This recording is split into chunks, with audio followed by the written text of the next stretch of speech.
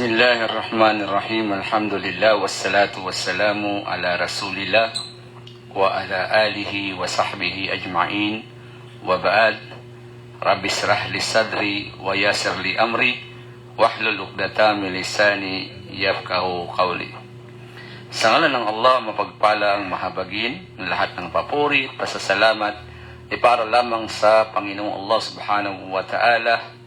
Purihin pasalamatan ang nag-iisang tunay na Diyos, ang dakilang tagapaglikha na lumikha sa ating lahat, ang Panginoong Allah subhanahu wa ta'ala. Dahil sa kanyang mga biyaya, mga pagpapala, tayo alhamdulillah ay narito na tayo'y kinahabagan ng Allah subhanahu wa ta'ala. Kaya purihin, pasalamatan siya na nag-iisa at sambahin na walang katambal sa kanyang pagkapanginoon at pagka-Diyos.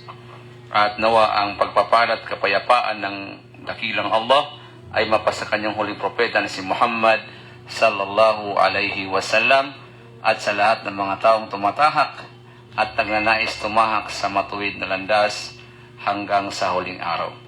Mga ginigiliw na mga kapatid ko sa pananampalatayang Islam, akin kayong babatiin ng pagbati na pandaigdigan na siyang pagbati ng lahat ng mga propeta. Assalamu alaikum warahmatullahi wabarakatuh.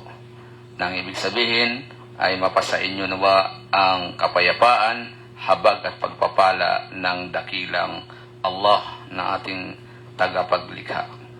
At assalamu manitba'al huda, at ang gabay nawa ay ibigay ng Allah subhanahu wa ta'ala sa mga tao na mga hindi pa Muslim, mga Kristiyano, na tunay na naghahangad ng kaligtasan, naghahangad ng paraiso sa kabilang buhay. Alhamdulillah, ngayon, andito tayo sa ating Islamic Center, sa MERS Nadawa Islamic Center, at magbibigay tayo ng kaunting kaalaman na ating nais ibahagi. Unang-una sa ating mga kapatid na mga Muslim, at pangalawa sa ating mga kababayan na mga Kristiyano na mga hindi pa Muslim. Dahil tayo ay hindi nakapagdawa ngayon, gawa ng maingay sa labas ngayon, dahil ang ating mga kababayan ay busy sa kanilang paghahanda sa kanilang malaking ipinagdiriwang ngayong araw na ito, ang Pasko, na kung saan ay hindi tayo dawa sa labas kaya sa sobrang ingay nila at busy sila. Minarapat natin na tayo ay magbigay na lang ng dawa o nasiha, pagpapayo, paalaala o na sa aking sarili, at pangalawa sa ating mga kapatirang Muslim at sa ating mga kababayan na mga hindi pa Muslim. So, ang aking nais bahagi ngayon, bilang unang-una pagpapayo sa aking sarili at sa inyo at sa ating mga kababayang mga hindi Muslim, dahil ang relihiyong Islam ay relihiyon ito na sinabi ni Propeta Muhammad sallallahu alaihi wasallam, ad-dinu an-nasiha. Ang Islam na relihiyon ay relihiyon ng pagpapayo o pagpapaalaala. At winika din ng Panginoong Allah subhanahu wa ta'ala na ating tagapaglikha, وَذَكِّرْ فَإِنَّ الذِّكْرَ تَنْفَعُ الْمُؤْمِنِينَ. At winika din ng ating dakilang tagapaglikha, ang nag-iisang tunay na Diyos, ang Panginoong Allah subhanahu wa ta'ala, at kayo ay magbigay ng paalala, sapagkat ang pagpapaalala ay nagbibigay ng kabutihan sa mga mananampalatayang Muslim.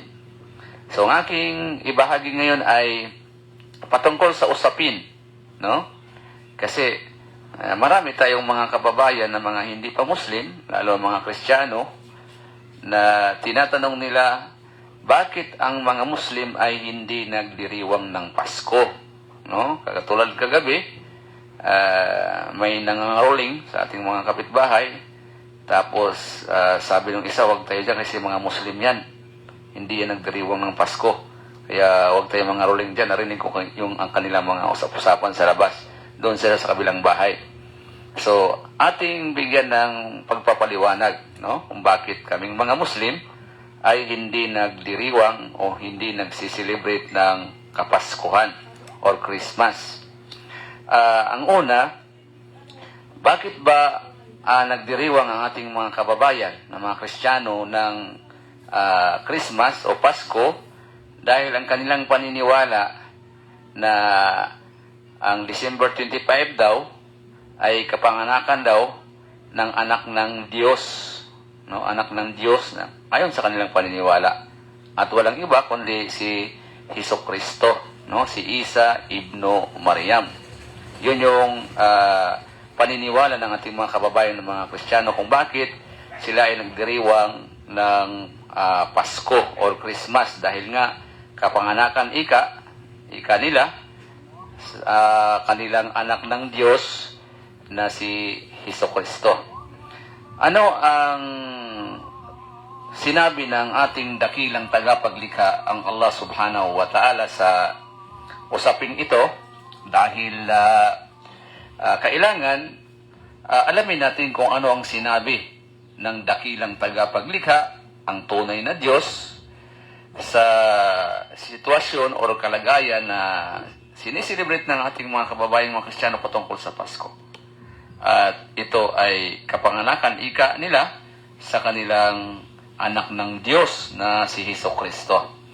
So sinabi ng dakilang tagapaglikha ng Allah subhanahu wa ta'ala, ang Panginoong nag-iisang tunay na tagapaglikha sa marangal na Quran, sa Suratul Ikhlas, sa chapter 112, sabi dito ng Diyos na tagapaglikha, lam yalid wa lam yulad.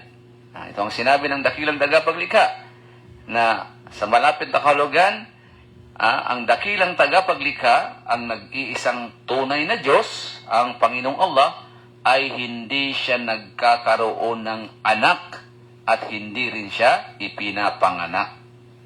So kung gano'n ang mga Kristiyano ay nagsisilip ng Pasko dahil sila'y naniniwala na kapanganakan ng anak ng Diyos, malinaw na sinabi ng tunay na Diyos, ang Panginoong Allah, na hindi siya nagkakaroon ng anak at hindi siya ipinapanganak. Kaya, therefore, kaming mga Muslim, bilang tumatalima sa kalooban sa nag-iisang tunay na Diyos, ay kami naniniwala sa sinabi ng ating dakilang tagapaglikha na hindi siya nagkakaanak.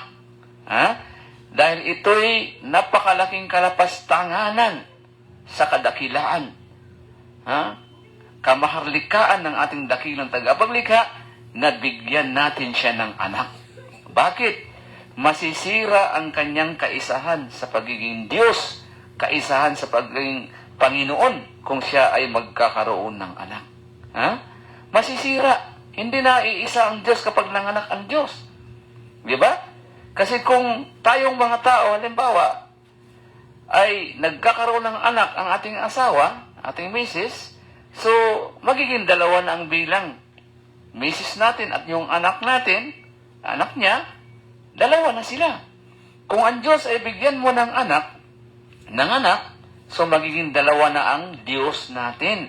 So, nasisira ang kanyang kadalisayan bilang iisang Diyos. Kaya nagbibigay ng babala, no? Nagbabala ang dakilang tagapaglikha sa mga taong naniniwala, lalo sa mga kababayan at mga Kristiyano na ang kanilang paniniwala ay nanganak ang Diyos. Ano ang sinabi ng dakilang tagapaglikha patungkol dito, no? Na ang Diyos na tagapaglikha ay nanganak, katulad sa paniniwala ng mga Kristiyano na si Jesus daw ay anak ng Diyos. So, sinagot ito at bigyan natin ng pagpaliwanag sa Suratul Maryam, chapter Mary, sa verse 88 hanggang 92, ano ang sabi ng ating dakilang tagapaglikha? Sabi dito, وَقَالُوا تَخَّذَ الرَّحْمَنُ وَلَدًا. Ano ibig sabihin? Sinabi ng dakilang tagapaglikha, ang tunay na Diyos na si Allah. At kanilang sinabi, no, patungkol ito sa mga Kristiyano, ang pinakamaawain ay nagkakaroon ng anak. Sinasabi ng mga Kristiyano, kaya nga sila nagsiselebrate ng Pasko dahil nanganak daw ang dakilang tagapaglikha. Iyadan billah. Makupkup tayo sa Panginoong Allah sa itong paniniwala. Ano ang karugtong ng aya na sinabi ng ating dakilang tagapaglikha? Lakad ji'tum syai'a idha. Ano ibig sabihin? Dahil dito, tunay na kayo ay nagsabi ng isang napakalaking kasinungalingan. Napakalaking kasinungalingan ang pagsasabi na ang Diyos, ang tagapaglikha, ang Allah, ay nagkakaroon ng anak. Kasinungalingan ito. Diyos mismo na tagapaglikha ang nagwika na ito'y napakalaking kasinungalingan. Kaya kami mga Muslim, hindi kami sumasali dyan sa pagdiriwang ng mga Kristiyano kasi kasinungalingan ito. Bakit kasinungalingan? Dahil hindi naman po nakasaad sa maski sa Biblia, walang nakasulat sa loob ng Biblia na si Jesus ay ipinapanganak ng December 25. Wala pong nakasulat sa Biblia. Saan galing na paniniwala ito? Galing ito sa paniniwala ng mga pagano. Sa mga pagano, mga Romanong pagano, dito po nagmumula ang pagdiriwang ng December 25. Hindi kaarawan ni Jesus, kaarawan ng haring araw nila na si Mitra. Haring Diyos, araw ng mga pagano na ang pangalan ay Mitra. Kaya ito yung malaking kasinungalingan. Mga kababayan, kung wala tayong batayan mula sa inyong aklat na pinagkukunan Biblia, lalo sa banal na Quran, huwag natin gagawin. Dahil ang pag-iimbento ng katuruan, ito'y pagkaligaw ng napakalayo. Kaya nga sa Islam, ang paniniwala naming mga Muslim patungkol sa mga pagsamba, akida, yung doktrina, kapag hindi sinabi ng Diyos, walang batayan, at hindi ginawa ng mga propeta, walang katibayan, huwag nating gagawin. No? Pasintabi po, huwag nating gagawin kasi ito'y napakalaking innovation, napakalaking kaligawan. Binago mo ang katuruan, ipinagbabawal yan sa nag-iisang Diyos na tagapaglikha. Lalo sa mga propeta. Ano pa ang sabi ng ating dakilang tagapaglikha, ang Panginoong Allah? Takadu samawatu wa yatafattarna minhu wa tashaqqul ardu wa tajirrul jibal. Tajirrul jibal. Ang ibig sabihin, halos ang mga kalangitan ay magkabiyak-biyak. Magkabiyak-biyak ang kalangitan. Magkapunit-punit ang kalangitan. At ang lupa ay halos gumuho, magkakahiwa-hiwalay ang kalupaan. At ang mga bundok ay halos natibag, gumuho. Bakit? Dahil sa kanilang pag-aangkin na ang pinakamawain, ang dakilang tagapaglikha na si Allah, ay nagkakaroon ng anak. Hindi kaya ng lupa, hindi kaya ng kalangitan. Kaya ngayon marami tayong mga lindol ngayon na nangyayari. Sunod-sunod ang lindol. Hindi lang dito sa Pilipinas, maging sa ibang bansa. Dahil hindi kayang tanggapin, no, ng kalupaan, ng kabundukan, na pagbintangan natin ang dakilang tagapaglikha na siya ay nagkakaroon ng anak. Napakalaking kasinungalingan. Kaya kahit natin tanongin ang ating mga kababayang Kristiyano, bakit ba kayo nagsiselebrate ng Pasko? Saan ba galing ang katuruan na yan? Meron ba kayong batayan? Wala silang maisagot. No? Bagkos sasabihin lang nila, ito na yung namana namin sa aming mga ninuno. Ito yung aming nakamulatan na sila ay nagdiriwang. Ginagawa rin namin. Kaya nga, sinabi ng Allah sa loob ng banal na Quran, kahit ang kanilang mga ninuno ay walang kaalaman patungkol dito. At ito ay malaking haka-haka at pawang kasinungalingan. So yun, nakalinaw. Kaya at sinabi po ng dakilang tagapaglikha, وَمَا يَنْبَغِي لِلرَّحْمَنِ أَنْ يَتَخِّذَ waladah. Hindi nararapat sa dakilang tagapaglikha ang maawain ang Panginoong Allah na siya ay magkakaroon ng anak. Hindi nararapat, mga kababayan. Hindi kayang ito'y napakalayang kalapastanganan sa kadakilaan ng ating dakilang tagapaglikha. Nabigyan natin siya ng anak. Masisira ang kanyang kadalisayan bilang iisang Diyos, iisang Panginoon. Kaya ito ang dahilan kung bakit ang kaming mga Muslim ay hindi nagdiriwang at hindi nakikiisa sa inyo sa inyong selebrasyon na Pasko o Christmas. Dahil ang Islam na relihiyon ay ganap at kumplito. Wala nang idagdag, wala nang ibabawas. Dahil sinabi ng dakilang tagapaglikha na ang Allah sa banal na Quran, sabi niya, "Al-yawma akmaltu lakum dinakum wa atmamtu alaykum ni'mati wa raditu lakumul Islam dinan." Anong ibig sabihin, mga mahal na magulang, mga kababayan? Sinabi ng ating dakilang tagapaglikha na sa araw na ito ay aking pinagiging ganap sa inyo ang relihiyong Islam. Ganap na. Wala nang pagdaragdag.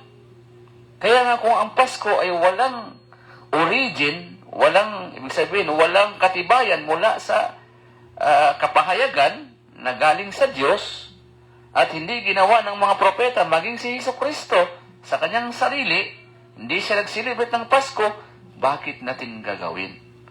Bakit natin gagawin? Minsan nakakalungkot din, no? Kasi ito'y nasiha, pagpapayo, hindi lang sa mga hindi Muslim, bagkus pati na rin sa ating mga kapatid na mga Muslim, na minsan may makikita tayong iilan na mga Muslim na nagdiriwang din, nakikihalubilo, nakikipasko. Iyadan billah, magpakupkup tayo sa Allah, mga kapatid ko. No? Ang Islam na relihiyon ay ganap, kompleto na. Wala na tayong idadagdag dito. Dahil mahigpit na ipinagbabawal ni Propeta Muhammad sallallahu alaihi wasallam na kanyang sinabi sa kanyang hadith, "Man tashabbaha biqaumin fahuwa minhum." Sino man ang tashabbaha, ibig sabihin ng tashabbaha, siya ay gumagaya. Siya ay nakikiisa sa mga gawain ng mga hindi Muslim, fahuwa minhum. Siya ay magiging kabilang sa mga hindi Muslim. Kaya una, pinapayuhan ko ang aking sarili at ang aking mga kapatid na mga Muslim na tayo po'y lumayo sa ganitong mga okasyon, no? Lumayo tayo. Huwag tayong makisalamuha, sumama sa kanilang pagdiriwang. Pati yung pagbibinta ng mga gamit ng kanilang pagdiriwang, lalo sa New Year, malapit na ang New Year, iwasan din po natin, mga kapatid. Yung pagbibinta ng pasintabi, ito'y payo lamang kasi nasiha ito, huwag tayong sumuporta sa kanilang mga gawain. Kahit na negosyo ito, kumikita tayo, no, huwag tayong magtulungan sa paggawa ng kasamaan. No? Ipinag-utos ng Allah. No? Huwag kayong magtulungan sa paggawa ng kasamaan. Huwag tayong sumuporta sa ganitong mga gawain, mga kapatid. No? Unahin natin ang takwa, ang takot natin sa Allah subhanahu wa ta'ala. No? Matakot tayo sa Allah at ang Allah na ang bahalang magbibigay sa atin ng rizq, ng biyaya at mga gantimpala. Ngayon, ang gawain na pag-celebrate ng Pasko o malapit na rin ang New Year, ito ay ipinagbabawal ng Propeta Muhammad sallallahu alaihi wasallam. Dahil ang ating relihiyon ay ganap na. Wala na tayong idadagdag dito. At anuman ang gawain na hindi itinuro ng mahal na Propeta Muhammad sallallahu alaihi wasallam, hindi ito itinuro ng dakilang tagapaglikha ang Allah subhanahu wa ta'ala, fahuwa rad. Ito ay hindi tatanggapin sa kanya bagkus siya'y nakagawa ng napakalaking kasalanan. Bid'a. Bid'a, shirk pa. Dobling malaking kasalanan. No? Dahil kapag tayo sumusuporta sa gawain ito, Pasko, New Year, ng mga hindi Muslim, tayo ay nakikiisa sa kanila na para bagang naniniwala tayo sa kanilang paniniwala na ang Allah ay nagkaanak. So, iwasan. Dahil sinabi ng Propeta Muhammad sallallahu alaihi wasallam, man amila amalan laysa alayhi amruna fahuwa raddun. Sabi ni Propeta Muhammad sallallahu alaihi wasallam, sinuman ang gumagawa ng mga gawain na hindi kabilang sa atin, ibig sabihin sa Islam, hindi ito tatanggapin sa kanya. Ibabalik sa kanya at siya ay nakagawa ng malaking kasalanan at ito ay malaking kaligawan at ito ay magsasadlak sa atin sa impyerno. Kullu bid'atin dalala wa kullu dalalatin finnar. Sabi ni Propeta Muhammad sallam na lahat ng mga bagong katuruan, imbento, dinagdag ng mga tao tulad ng Pasko, wala naman tayong mababasa sa Biblia, sa mga Kristiyano. Wala rin tayong mababasa sa loob ng Quran, lalo na. Fahuwa raddun. Ito'y hindi tatanggapin ng Allah, bagkos ito ay dalala, pagkaligaw ng napakalayo. At kulo dalalatin finnar. At ang lahat ng mga nangaligaw, saan sila mananahan? Magpasawalang hangganan sa impyernong apoy na naglalagablab sa kabilang buhay. Kaya mga kapatid sa Islam, payo una sa aking sarili, umiwas tayo sa gitong mga masasamang gawain na hindi katuruan ng ating relihiyon. Ang ating relihiyon ay ganap, no? Al-yawma akmaltu lakum dinakum. Sabi ng Allah subhanahu wa ta'ala, sa araw na ito, pinagiging ganap ko na sa inyo. Nung ibinaba ang aya na ito, dito, malinaw na wala ng dagdag, wala ng bawas sa ating relihiyon. Ang pinakamasamang gawain ay ang dagdagan mo, bawasan mo, ang katuruan ng ating relihiyon. Ito ay napakalaking kasalanan, mga kapatid sa Islam. At sinabi din ni Propeta Muhammad SAW na man ahdata fi amrina hada malaysa minhu fahuwa raddun. Sino man ika ni Propeta Muhammad SAW ang nagsasalita na hindi naman kabilang sa ating relihiyong Islam, hindi itinuro ng mahal na Propeta Muhammad SAW, hindi ito tatanggapin sa kanya. Ang gawaing shirk, mga kapatid, alam natin, ang syirkul akbar, malaking pagtatambal sa Allah. Malaking pagtatambal ito. Dahil ito'y paniniwala na ang Allah ay nagkaanak. So, ito ay maaring lalabas tayo sa ating reliyong Islam. Lalabas tayo sa agama natin. Kapag sumusuporta tayo sa mga itong gawain na ito'y malaking pagtatambal sa Allah, na pinagbintangan na ang Allah ay nagkaanak, ayon sa kanilang paniniwala, kaya umiwas tayo. At ating payo sa mga kababaeng mga Kristiyano na hindi pa Muslim, huwag tayong gumawa ng mga bagay na magsasadlak natin sa impyerno. Dahil ang shirk, mga kababayan, ang pagbintangan mo na ang dakilang tagapaglikha na si Allah ay mayroong katambal sa pagsamba, di ba? Sinasamba si Jesus Christ ng mga Kristiyano. Ginawa ng Diyos. Ginawa ng anak ng Diyos. Ginawa pang Diyos na nagkatawang tao. Ito po ang pinakarumaldumal na kasalanan na hindi kayang patawarin ng ating dakilang tagapaglikha. Ano ang sabi ng Panginoong Diyos na tagapaglikha na si Allah? Innahu may yusrik billah fakad harramallahu alayhi al-jannah wa ma'wahu an-nar wa ma lidhalimina min ansar. Ano ang ibig sabihin, mga mahal na kababayan, mga Kristiyano? Sabi ng ating dakilang tagapaglikha, katotohanan, sinuman ang nagtambal ng pagsamba sa Allah, sinuman ang kumikilala na mayroon pang ibang Diyos na sasambahin, ito man ay kahoy, ito man ay bato, siminto, tao, propeta, anghel, espiritu. Sinamba mo sila na mga nilikha lamang. Fakad haramallahu alaihi al-jannah. Magiging bawal sa kanya ang paraiso sa kabilang buhay. Ngayon, ano ang magiging tirahan niya sa kabilang buhay? Magpasawalang hangganan. Wa ma'wahun nar, ang apoy na naglalagablab. Ang impyerno ang kanyang magiging tirahan doon sa kabilang buhay, magpasawalang hangganan. Mga mahal na kababayan, marami sa atin ang buong akala ang kasalanan ng malaki ay yaong pagpatay, panggagahasa, pagbibinta ng bawal na gamot. Mali. Itong mga kasalanan ito, kung lubusan mo itong pagsisihan, ito'y mapapatawad ng ating dakilang tagapaglikha. Ngunit ang hindi niya kayong patawarin, ang magtambal tayo sa pagsamba, ang bigyan mo ng anak ang dakilang tagapaglikha na si Allah, ang bigyan mo ng magulang, ang sumamba ka sa mga Diyos-Diyosan, sumamba ka sa mga nilikha katulad ni Jesucristo, Maria, mga larawan. Yan po ang karumal-dumal na kasalanan na hindi kayang patawarin ng ating dakilang tagapaglikha. Kaya nga sinabi ng Panginoong Allah, ang tagapaglikha sa banal na Quran, Inna Allaha la yaghfiru ay yusraka bihi wa yaghfiru maduna dhalika liman yasha. Ano ibig sabihin? Sabi po ng Panginoong Allah, katotohanan.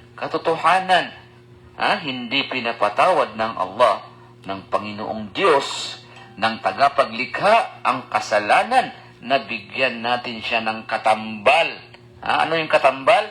Yung kumuha ka pa ng ibang sinasamba. Nabatid naman natin na isa lang po ang tunay na Diyos na dakilang tagapaglikha, ang Panginoong Allah. Hindi niya mapapatawad. Ngunit, mapapatawad ng Panginoong Allah ang anumang kasalanan na kanyang nanaisin. Malinaw po. Kaya itong pag-celebrate ng Pasko, kapanganakan ko ni Jesus na anak ng Diyos, anak ng tagapaglikha, ito po ay napakalaking kasalanan na hindi pinapatawad ng ating dakilang tagapaglikha sapagkat ito ay pagtatambal. Shirk ito. Shirkul akbar. Malaking pagtatambal na dahilan kung bakit may impyerno para lahat ng mga taong sumasamba sa mga nilikha. Katulad ni Jesus, nilikha lang ang anak ni Maria. Sinamba mo siya. Si Maria, sinamba mo din, tao. At ang mga kahoy bato, yan po ang dahilan kung bakit may impyerno. Kung bakit may impyerno, dahil dito po ilalagay ng ating dakilang tagapaglikha ang sinumang namatay na sila ay nagtambal sa pagsamba sa Panginoong Allah. Sabi ng Allah, "Fattakun narul lati waquduha nasu wal hijara o iddat lil kafirin." Sabi ng ating dakilang tagapaglikha ang Panginoong Allah, katakutan ninyo ang apoy sa impyerno na naglalagablab, na ang panggatong dito, ang panggatong din sa impyerno, dito sa mundo, ang panggatong natin, gasol, kahoy, di ba?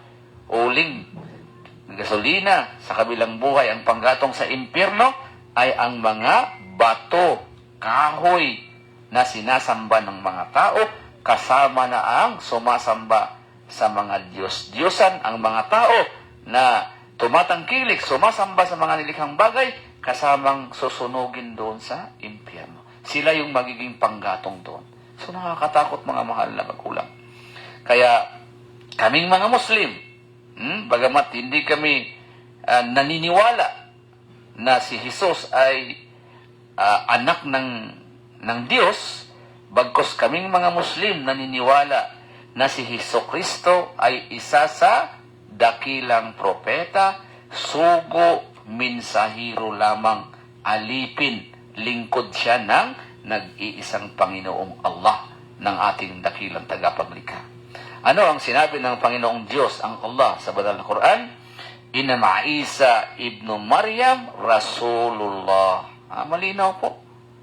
Si Jesus na anak ni Maria, ayon sa ating Panginoong tagapaglikha, na si Allah, ay hindi hihigit, hindi siya susobra, bagkus siya ay isang propeta, sugo na pinadala ng nag-iisang Panginoong tagapaglikha na si Allah. So yun po mga mahal na kababayan, huwag tayong magmamalabis sa ating paniniwala. Huwag tayong sumobra. Ang Panginoong Diyos na tagapaglikha na si Allah, siya po'y nagwika sa malangal na Quran, napakalinaw po. Innamal Masihu Isa ibnu Maryam Rasulullah. Katotohanan na si Jesus, anak ni Maria, isang Rasul. Ano ang Rasul? Sugo. Mensahero. Propeta. Lamang mga kababayan. Hindi siya anak ng Diyos. Hindi siya Diyos nagkatawang tao. Hindi siya Diyos sa kabilang sa tatlong persona. Ano ang sabi ng Allah patungkol sa ganitong paniniwala? Wala taqulu salata intahu khairan lakum. Ito ang sinabi ng dakilang tagapaglikha. Huwag kayong magsabi na tatlo ang Diyos. Di ba? Ang paniniwala sa mga Kristiyano, Diyos Ama, Diyos na matanda, Diyos Anak. Ito na si Jesus daw. Diyos Espiritu. Espiritu. Nag-anyong kalapati. So magkaibang persona yan. Person. Magkaiba, tatlo yan. Huwag kayo magsabi ng ganito, tatlo ang Diyos. Ito yung sabi ng Allah. Intahu khairan lakum. Magsitigil kayo. Ito ang mas mainam. Manahimik. Huwag na magturo na tatlo ang Diyos. Ito ang mainam. Bakit?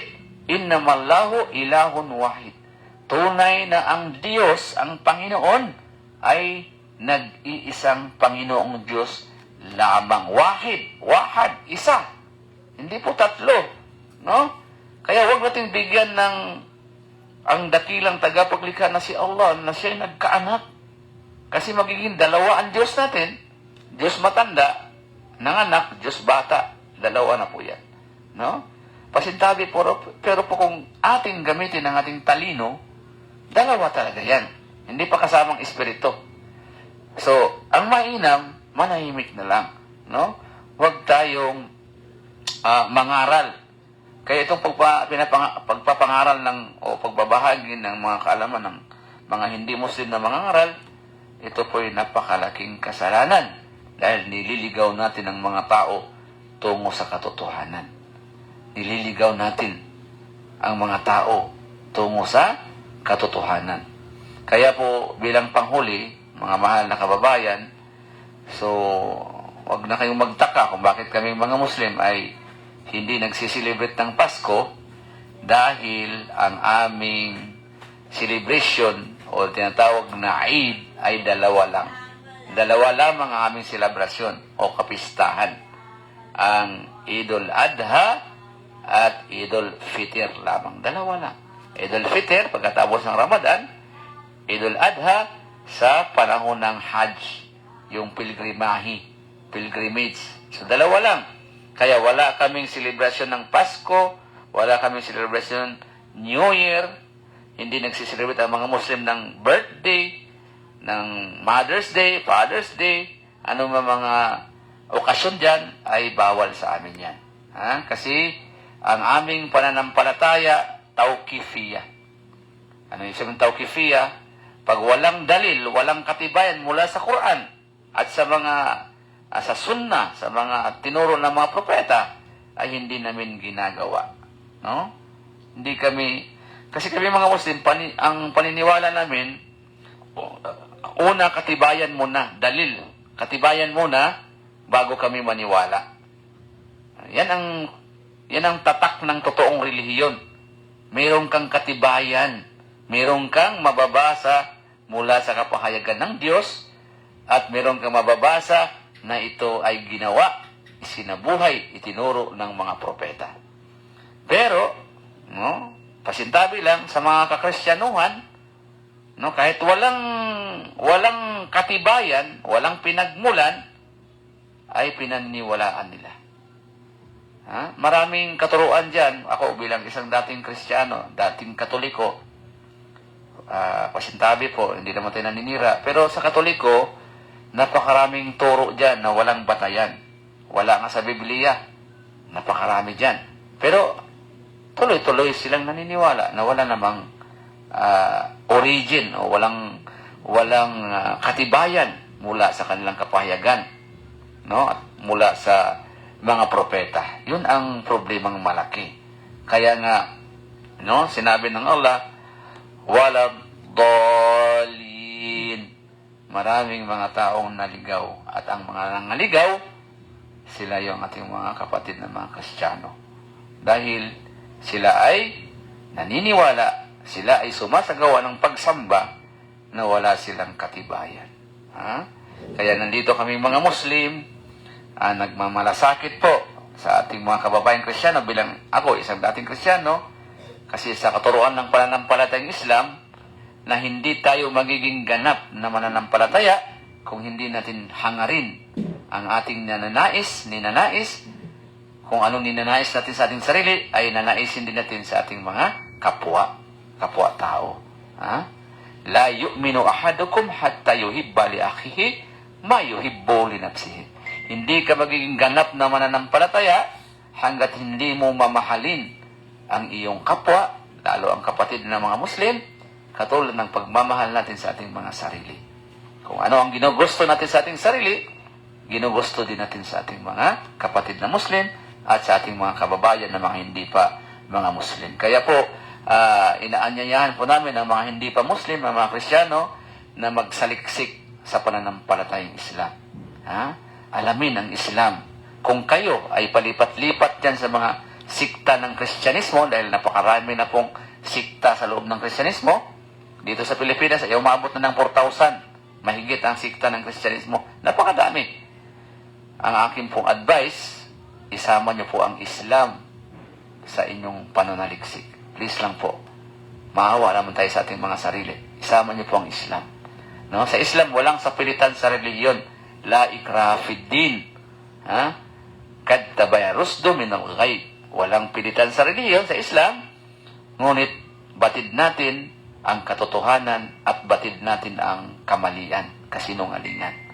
So maraming salamat po sa inyo. Nawa i-share po natin ang video na ito para po inshallah makarating sa ating mga kapatid na mga hindi pa Muslim at maging sa ating mga kapatid ng Muslim dahil ang ating relihiyong Islam ay ad-dinu nasiha, relihiyon ng pagpapayo, relihiyon ng pagpapaalala.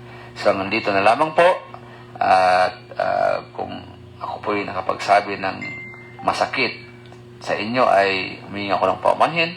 Tunay po na ang katotohanan ay masakit, parang gamot. Kapag ininom mo, ayaw natin ng lasa, pero pag ininom mo ay gagaling tayo. So ganito din po sa pananampalataya. Minsan masakit, makarinig tayo ng salitang nasaktan tayo, pero yun pala ang paraan at dahilan para tayo magabayan ng ating dakilang tagapaglikha, ang Panginoong Allah subhanahu wa ta'ala. Hanggang dito na lamang. Subhanaka wa bihamdik, asyhadu an la ilaha illa anta, nastaghfiruka wa atubu ilaik. Assalamu alaikum wa rahmatullahi wa barakatuh.